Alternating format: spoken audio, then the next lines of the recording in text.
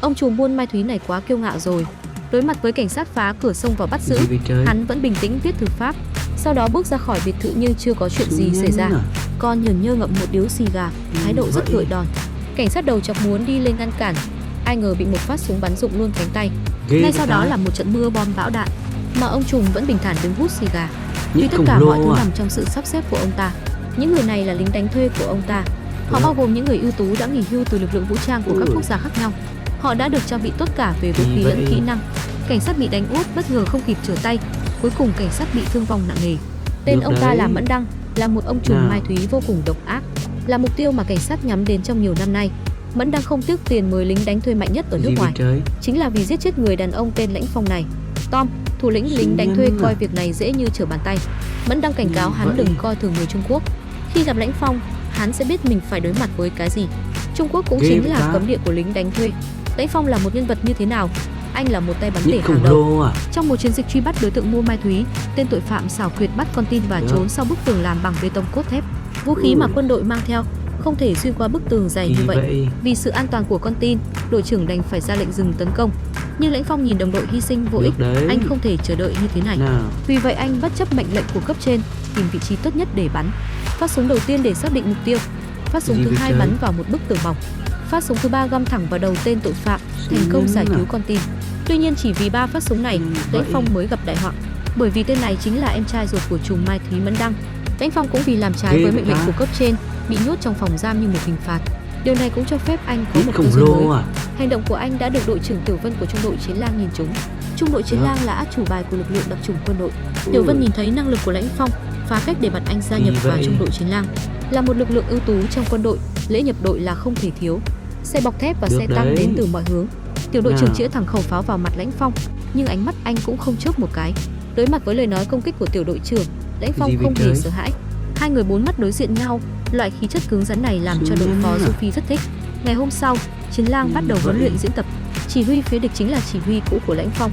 Kẻ địch là đội đỏ, Chiến Lang là đội xanh. Đội xanh nhảy dù trong bóng tối. Sau khi hạ cánh, họ lặng lẽ mò tới gần doanh trại địch. Lúc này kẻ địch đã chặn thông tin liên lạc của họ. Trong lúc nhất thời không thể liên lạc với bộ chỉ huy, tiểu đội trưởng chuẩn bị đột kích doanh trại của đội đỏ, nhưng Lãnh Phong lại không đồng ý. Anh biết rõ cách làm của lãnh đạo cũ nên cho rằng đó là một cái bẫy. Nhưng tiểu đội trưởng không những không nghe theo, còn bảo anh diễn tập xong hãy rời Chiến Lang. Sau đó anh ta dẫn theo đồng đội xông vào. Còn Lãnh Phong, Du Phi và Tam Bát ở bên ngoài phối hợp tác chiến. Quả nhiên bọn họ vừa đến, pháo hoa bắn ra bốn phía bên trong. Xe tăng xe bọc thép nối tiếp nhau mà đến. Cả nhóm bị đội đỏ bao vây. Kết quả thật sự là một cái bẫy. Bên này, chỉ huy cũ cho rằng đã nắm chắc thắng lợi, vì thế hạ lệnh thu hồi máy bay trinh sát dò đường. Ai ngờ lại bị Lãnh Phong phát hiện. Ba người họ đi theo hướng bay đến căn cứ thực sự của đội đỏ. Lãnh Phong ngồi trên cây với súng bắn tỉa. Hai người còn lại lẻn vào trong căn cứ, lắp đặt bom diễn tập dưới gầm xe. Ngay sau đó, pháo hoa nhất thời nổ lên bốn phía. Lãnh đạo cũ thấy không ổn, liền cải trang thành một người lính nấu ăn, muốn nhân lúc hỗn loạn rời khỏi căn cứ. Nhưng tất cả đều đã bị Lãnh Phong nhìn thấy. Anh bắn một phát trúng lưng lãnh đạo. Bên này, Tiểu Vân đã nhận được tin tổng chỉ huy của đội đỏ đã bị phi đội Chiến Lang bắn chết, nhưng đội phó đội đỏ bên này lại không chịu nhận thất bại, ra lệnh cho một nhóm người bắt mấy người Lãnh Phong trở về. Lúc này, mấy người Lãnh Phong đã trốn sâu trong rừng, họ tìm thấy nơi ẩn náu để nghỉ ngơi. Lãnh Phong nói với đồng đội tập trận cũng như là thực chiến phải luôn cảnh giác. Sau đó hai đồng đội Chiến Lang khác chưa chết chạy tới. Theo sau bọn họ là một bầy sói hung dữ. Bầy sói nhe răng trợn mắt, nhìn cứ như bị bỏ đói nhiều năm. Bọn chúng trực tiếp nhào tới, mọi người bắt đầu xả đạn điên cuồng. Nhưng đây chỉ là diễn tập, cho nên súng trong tay đều là đạn giả, không thể gây sát thương chí mạng cho sói. Họ chỉ có thể thay sang lưỡi lê và chiến đấu. Nhưng số lượng sói quá nhiều, mọi người dần trở nên yếu thế. Lúc này, Lãnh Phong phát hiện con sói đầu đàn ở phía xa. Anh nghĩ rằng muốn bắt giặc phải bắt cù trước, vì vậy anh trực tiếp đi lên chiến đấu với sói đầu đàn. Sau một hồi vật lộn, Lãnh Phong nắm bắt thời cơ, một lưỡi lê xuyên tim con sói đầu đàn. Con đầu đàn đã ngã xuống, bầy sói nhưng rắn mất đầu bỏ chạy tán loạn. Họ đã giành chiến thắng một lần nữa. Bên này, nhóm lính đánh thuê do Mẫn Đăng gửi đến đã phát hiện ra vị trí của Lãnh Phong, mà lúc này 5 người bọn họ thắng trận vui vẻ trở về. Nhưng Lãnh Phong cứ có cảm giác không đúng lắm. Anh liền ngồi ở một bên để quan sát tình hình xung quanh. Đúng lúc này, bất ngờ một quả mìn phát nổ giữa các đồng đội của anh. Lãnh Phong vội vã chạy qua trợ giúp, nhưng lại bị kẻ địch bắn trúng. May mắn là súng bắn tỉa trong tay đã ngăn được viên đạn. Lãnh Phong vội bảo mọi người chú ý, đây là đạn thật. Hóa ra là đám lính đánh thuê đã lẻn vào cuộc diễn tập. Họ đến là để giết Lãnh Phong. Du Phi lúc này còn chưa kịp bình tĩnh lại, đầu óc choáng váng. Lúc mơ hồ, anh nhìn thấy một người đàn ông lạ chạy về phía mình. Du Phi định bắn pháo sáng cảnh báo, nhưng Tom vừa xông lên đã dùng chân tấn công lia lịa. Du Phi bị hắn ta giẫm đạp dưới chân, cuối cùng bị Tom bắn chết ngay tại chỗ. Lãnh Phong muốn đi lên báo thù, lại bị một tay súng bắn tỉa tấn công. Thế là Lãnh Phong sử dụng ba lô làm mồi nhử, dẫn Tom đến chỗ mình. Sau đó nhanh chóng từ trên cây nhảy xuống đánh nhau với hắn. Lúc này đội viện trợ cũng chạy tới. Tom thấy tình hình không ổn vội vàng rút lui. Lính nước ngoài trà trộn vào buổi diễn tập, giết chết một người chiến sĩ của họ. Tất cả đều cảm thấy thật khó chấp nhận, tình đồng đội là chân thành nhất. Hôm qua Sophie vẫn đang nói chuyện với Lãnh Phong về con gái mình. Đã 3 năm anh ấy vẫn chưa được gặp con. Không ngờ hôm nay anh đã anh dũng hy sinh. Lãnh Phong vô cùng đau buồn.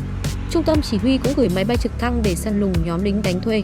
Lính đánh thuê xâm nhập bất hợp pháp vào đất nước. Trực thăng yêu cầu bọn chúng ngay lập tức dừng lại. Nhưng đối diện với điều này, bọn chúng vẫn lạnh lùng cười nhạo. Sau đó hai chiếc xe tách nhau ra bỏ chạy. Chúng còn bắn lên không trung một lượng lớn của than trì, làm cho thiết bị điện tử gặp trục trặc. Thứ này tồn tại trong không khí rất lâu nên trực thăng không có cách nào tiến vào khu vực đó. Trừ sở lập tức thực hiện các biện pháp đối phó tương ứng. Ngay lập tức phong tỏa biên giới, chuyển đổi cuộc tập trận thành thực chiến, thực hiện mưa nhân tạo để rửa bột than trì. Họ cũng phát hiện ra người đứng sau chính là ông trùm Mai Thúy Mẫn Đăng. Dựa trên tín hiệu chặn được, ông ta cũng đã nhập cảnh vào Trung Quốc. Hơn nữa còn ở ngay gần biên giới, Tiểu Vân cũng đã chỉ ra họ chỉ có một con đường chạy trốn. Đó là bãi mình còn sót lại từ chiến tranh trước đây. Trong rừng rậm đầy nắng, mưa nhân tạo rơi xuống. Lãnh Phong khiêng thi thể Sophie cùng đồng đội chậm rãi đi về phía điểm tập trung. Một cảm giác buồn không tên dâng lên. Máy bay trực thăng đang đến, một số lượng lớn vũ khí đã được thả xuống. Bọn chúng giết chiến sĩ Trung Quốc chính là một sự khiêu khích đối với quân đội Trung Quốc. Không thể tha thứ. Trong 6 giờ nữa, kẻ thù có thể vượt biên trốn thoát khỏi Trung Quốc. Tất cả đầy phẫn nộ, tiếp nhận chiến thư, thề chết để bảo vệ mảnh đất thuộc về mình. Các chiến sĩ bắt đầu thay đổi trang bị của mình. Mỗi người đều tự trang bị cho mình thật kỹ càng. Tháo huy hiệu đội, thay vào đó là lá cờ Tổ quốc. Bây giờ bọn họ không chỉ là chiến lang, họ đại diện cho Trung Quốc. Những kẻ xâm phạm Trung Quốc chắc chắn sẽ phải chịu trừng phạt. Cuộc chiến giữa các quân nhân bắt đầu. Bộ đội đặc chủng đồng loạt xông vào rừng rậm. Lính đánh thuê vừa nổ súng vừa lùi lại, dẫn dụ họ vào bãi mìn. Trong khi băng qua sông, một người không may mắc phải rơi mìn. Một tiểu đội bị thương vong nặng nề. Bên này, đại đội trưởng đã kịp thời phát hiện ra bãi mìn, ra lệnh cho họ nhanh chóng lùi lại phía sau. Ai ngờ đúng lúc này kẻ địch đã kích nổ. Quân ta tránh không kịp tổn thất nặng nề. Lính bắn tỉa đối phương nhắm vào đội trưởng, nhưng chỉ bắn bị thương mà không giết anh ta. Chỉ cần có người đi lên cứu sẽ bị sát hại. Đây chính là cách mà bọn chúng thích dùng nhất. Thấy đồng đội không ngừng ngã xuống, đội trưởng hạ lệnh không được xông lên nữa. Sau đó anh rút súng ra định tự sát, lại bị tay bắn tỉa bắn vào tay để ngăn cản. Đội trưởng cầu xin đồng đội giúp mình được giải thoát. Điều này khiến Lãnh Phong hồi tưởng lại bố mình. Ông cũng phải đối mặt với tình huống này. Trong đau buồn và tuyệt vọng, anh nhắm họng súng vào đội trưởng. Anh thật sự nhẫn tâm ra tay sao? Tất nhiên là không. Lãnh Phong bắt đầu điên cuồng bắn vào một cái cây lớn bên cạnh đội trưởng. Cả đội phản ứng lại cũng bắn theo. Dưới hỏa lực điên cuồng, cái cây to cuối cùng đã đổ xuống, chắn mất tầm nhìn của địch. Lãnh Phong nhân cơ hội bò về phía trước, thành công cứu đội trưởng trở lại. Sau đó xử lý vết thương cho anh ấy. Cảnh tượng này khiến những người có mặt rất xúc động. Lãnh Phong dỡ bỏ tất cả trang bị trên người rồi chạy thật nhanh. Anh muốn chạy đua với tốc độ của súng bắn tỉa. Phối hợp ăn ý với Tiểu Vân, cứ cách 2 giây là lại né đạn một lần. Tiếp tục tiếp cận tay súng bắn tỉa. Với một bước nhảy vọt cuối cùng, anh dùng tốc độ nhanh nhất khống chế tay bắn tỉa từ phía sau. Anh giữ chặt súng của hắn, rồi lấy khẩu súng của mình ra, tặng cho hắn một viên kẹo đồng. Nhưng chính anh cũng bị địch bắn trúng. May mà Lãnh Phong mặc áo chống đạn nên không bị thương. Đồng đội cũng kịp thời xuất hiện. Đối phương chống đỡ không nổi hỏa lực, bắt đầu liên tục lùi về phía sau. Bọn chúng còn xảo quyệt đặt mìn, đội quân không cẩn thận sẽ bị nổ tung mất xác. Bên này bộ chỉ huy cũng đã điều tra ra được. Sau khi nhập cảnh, Mẫn Đăng đã gặp người phụ trách đơn vị dược phẩm sinh học. Họ đã đánh cắp một số lượng lớn mẫu máu của các tình nguyện viên Trung Quốc và dữ liệu di truyền của virus đột biến. Điều này là để tạo ra một căn bệnh chỉ lây lan giữa người Trung Quốc. Nó thậm chí có thể làm cho tỷ lệ dị tật ở trẻ sơ sinh cao gấp hàng vạn lần. Vũ khí di truyền độc ác như thế tuyệt đối không được để Mẫn Đăng rời đi. Lúc này Lãnh Phong vẫn đang truy đuổi. Bom rơi đạn lạc anh cũng không hề sợ hãi. Là một thành viên trong đội chiến lang, cho dù có chết anh cũng phải tiêu diệt được kẻ địch. Lần nào anh cũng kịp nhảy ra xa trước khi quả mìn phát nổ. Nhưng khi anh chuẩn bị ra khỏi bãi mìn, lại đột nhiên dừng lại. Hóa ra, anh đã dẫm phải mìn sát thương loại 82, lực sát thương cao tới 98%. Trong quả mìn có 100 viên bi thép, tỷ lệ gỡ mìn thành công là cực kỳ thấp. Những người trong trung tâm chỉ huy đều đổ mồ hôi thay cho anh. Lãnh Phong cẩn thận đào đất lần mìn, làm chìm mìn. Sau đó anh hít một hơi thật sâu rồi nhảy lên. Quả mìn phát nổ ngay lập tức, ai cũng tưởng anh đã hy sinh. Nhưng hóa ra anh đã kịp nhảy xuống chiến hào phía trước, bảo toàn tính mạng. Việc đầu tiên khi anh tỉnh lại, Lãnh Phong hỏi Tiêu Vân xem cô đã có bạn trai hay chưa. Cô ấy đáp chưa có. Nghe vậy, Lãnh Phong mỉm cười rồi đứng lên tiếp tục truy kích, đuổi theo đến gần biên giới Trung Quốc. Mắt thấy Tom sắp vượt qua ranh giới, trốn sang nước ngoài. Lãnh Phong nhanh chóng nổ súng, khiến hắn ngã xuống. Tom nấp sau bụi cây định đánh lén anh. Hai người xả súng về phía đối phương cho đến hết đạn thì thôi. Tom lúc này muốn chạy trốn, nhưng Lãnh Phong vẫn đuổi theo không rời. Anh nhảy lên và vật Tom xuống. Họ bắt đầu tay không chiến đấu. Đối mặt với kẻ thù mạnh hơn mình, Lãnh Phong không hề lùi bước. Tom một cước đá trúng vào người Lãnh Phong. Thấy vậy, Lãnh Phong bắt đầu nghiêm nghị hơn. Anh tung một cú đá xoáy 360 độ trên không.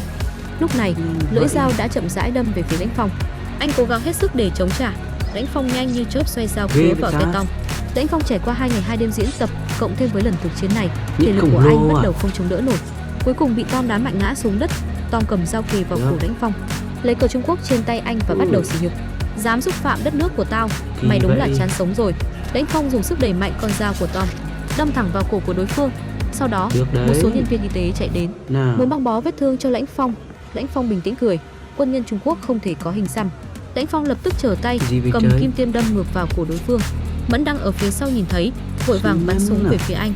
Lãnh Phong sử dụng cơ thể của kẻ địch để làm lá chắn, rồi bắt đầu mạnh mẽ phản công, bắn hạ từng kẻ địch một. Mẫn đang nhân cơ hội này chạy ra khỏi biên giới Trung Quốc.